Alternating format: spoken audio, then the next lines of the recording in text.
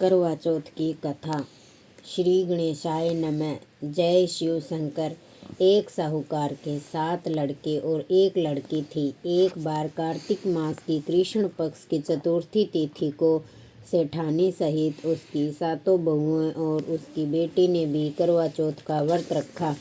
रात्रि के समय जब साहूकार के सभी लड़के भोजन करने बैठे तो उन्होंने अपनी बहन से भी भोजन कर लेने को कहा। इस पर बहन ने कहा, भाई अभी चांद नहीं निकला है, चांद के निकलने पर उसे अर्घ देकर ही मैं आज भोजन करूंगी। साहूकार के बेटे अपनी बहन से बहुत प्रेम करते थे। उन्हें अपनी बहन का भूख से व्याकुल चेहरा देख बहुत दुख हुआ। साहूकार के बेटे नगर के बाहर चले गए और वहां एक पेड़ पर चढ़कर अग्नि जला दी।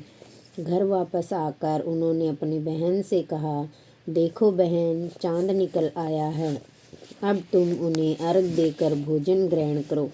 साहूकार की बेटी ने अपनी भाभियों से कहा, देखो चांद निकल आया है, तुम भी अर्घ देकर भोजन कर लो।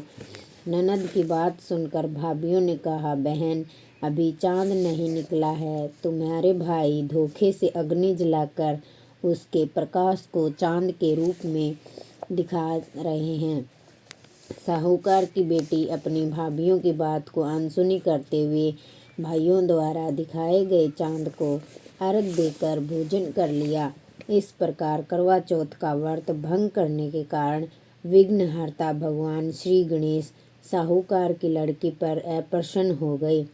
गणेश जी की अप्रसन्नता के कारण उस लड़की का पति बीमार पड़ गया और घर में बचा हुआ सारा धन उसकी बीमारी में लग गया। साहूकार की बेटी को जब अपने किए हुए दोषों का पता लगा तो उसे बहुत पश्चाताप हुआ। उसने गणेश जी से क्षमा प्रार्थना की और फिर से विधि विधान पूर्वक चतुर्थी का व्रत शुरू कर दिया।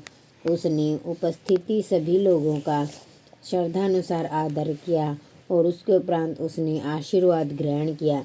इस प्रकार उस लड़की के श्रद्धा भक्ति को देखकर एक दंत भगवान गणेश जी उस पर प्रसन्न हो गए और उसके पति को जीवन दान प्रदान किया।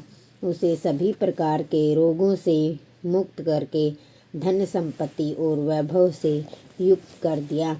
जिस प्रकार करवा चौथ माता ने उस लड़की को फल दिया, उस प्रकार सभी को फल दे। करवा चौथ माता की जय।